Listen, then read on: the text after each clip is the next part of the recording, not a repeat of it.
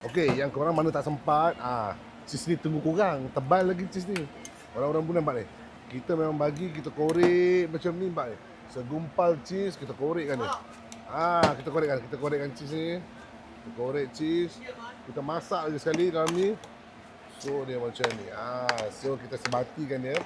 Bila dah panas dia automatik cair walaupun dia tak cair habis. Pada orang-orang Brunei yang belum rasa, korang akan datang ni. Bukan kaleng-kaleng, bukan cheese biasa-biasa masuk sini. First time. Yes, kita bakar dia, kita cairkan dia. Yes. Oh, dia menggelegak. Dia menggelegak tekstur dia. Panas-panas dia. Tambah lagi, bagi dia. Yes, nice.